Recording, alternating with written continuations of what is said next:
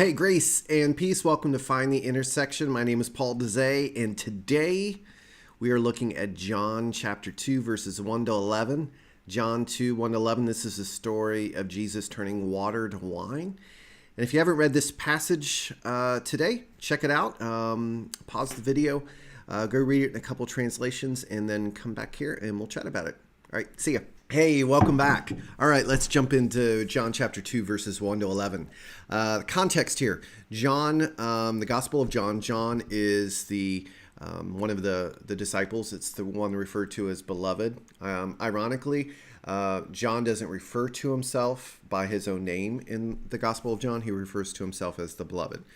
And so John is sharing the story of Jesus at a wedding. And in those days, wedding was a 7-day party within the Jewish villages. And Jesus and his disciples and Jesus' mother Mary were invited to celebrate with the bride and the groom and the family in the town or village of Canaan, which would have been about 10 miles north of Nazareth.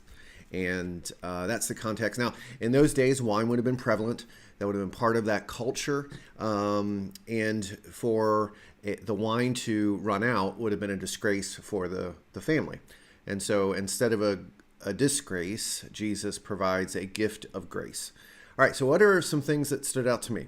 3 things. Number one is that John doesn't refer to this turning water to wine as a miracle. John refers to it as a sign. And there's 7 signs in the Gospel of John. So this is the first one. And so a sign points to the identity of Christ as being the Son of God, as being the Messiah, to be God in the flesh.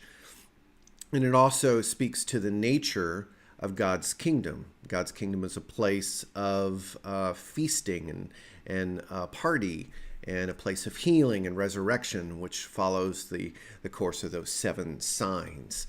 And so the kind of the flow in this passage is that the turning water to wine is a sign that leads to the glory of God, which leads to the belief of the disciples. So the disciples end up believing that who Jesus is because of this sign, and they themselves become a sign of God's kingdom after Jesus is ascended. So they show the world who Jesus is. They show his identity, and they show the nature of the kingdom because of these signs.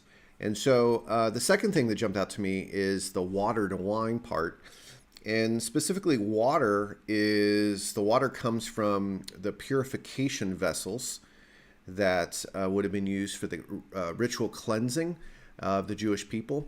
And I believe Jesus is making a statement against the reputation and the intentions of the purification rituals of that day.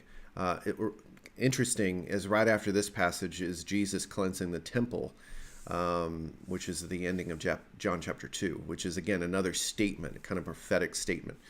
And the wine part, in the Old Testament, wine would have been a symbol of the arrival of God's new age. And specifically in Amos and Joel, it talks to the abundance of good wine being that symbol of God's new age, of God's kingdom. And that's what's going on here. And I believe that, those in the Jewish culture would have picked up on some of these symbols that maybe that we miss out on.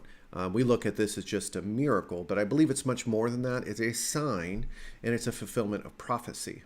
And so Jesus is inaugurating his kingdom through these signs, and it's showing the world who he is, and people are believing because of that, and they in turn become signs.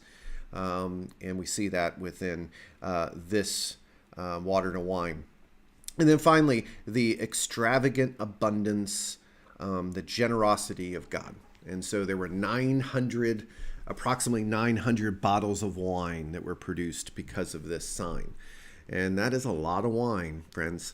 And so that's not just a little bit, that is an abundance. That is extravagantly abundant. And God is generous in his love. And ultimately, we see that generosity. We see the ultimate sign on the cross where Jesus poured out his life like wine for us as a generous love that brings about God's kingdom in our lives. So that's it. Those are the three things. Now, the application that really stood out to me in this passage was, am I a sign? And maybe I should say I am a sign, but what am I pointing to? When people look into my life, are they seeing Christ? Are they seeing God's kingdom? Or are they seeing another kingdom? Are they seeing just me? And so anyway, those are things I'm thinking about this week. I encourage you to share your thoughts in the comments. There's a lot here in this passage.